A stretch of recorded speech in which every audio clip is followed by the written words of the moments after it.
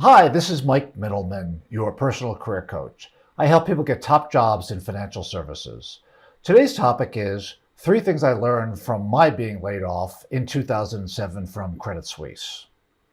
So the 3 things I learned when I was laid off as an investment banker was number one, many people think they're too important to be laid off.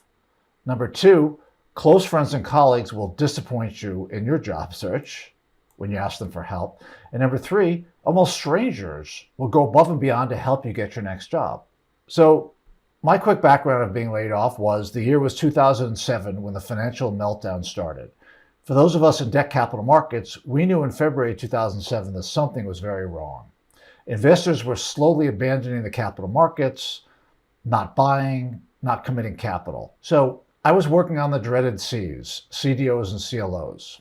I was a hotshot banker making over $1 million a year and living the good life. $6,000 for 2 tickets to the Yankees game for my son and I, no problem. Fancy trips, anywhere, no problem. Thinking I was better than my friends who were not making as much as I was, no problem. However, then I was laid off in October 2007. Like death, until it happens to you, you don't really appreciate the pain. I fell into a depression and spent the next 2 years looking for a job. So, number one thing I learned, thinking that you're too important to be laid off.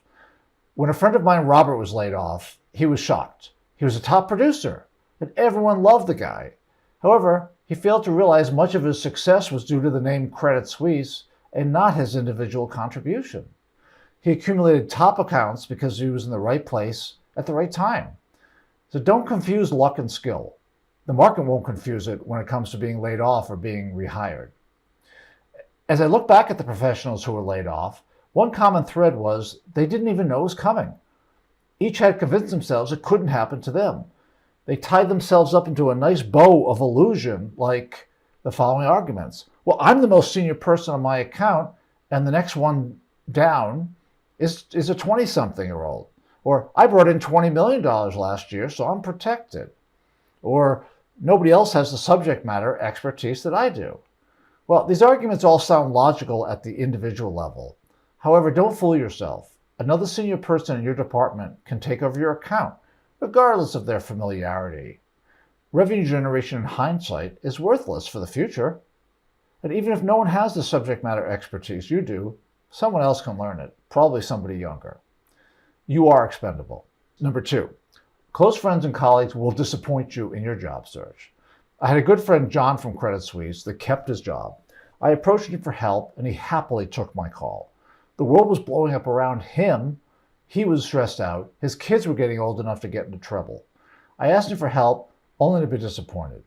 He did make a couple of calls for me. However, I thought that our friendship of 10 years was worth more than a couple lousy calls. This experience ruined our friendship. Even some of your closest friends will not help you. Maybe they didn't feel the same way about you that you feel about them.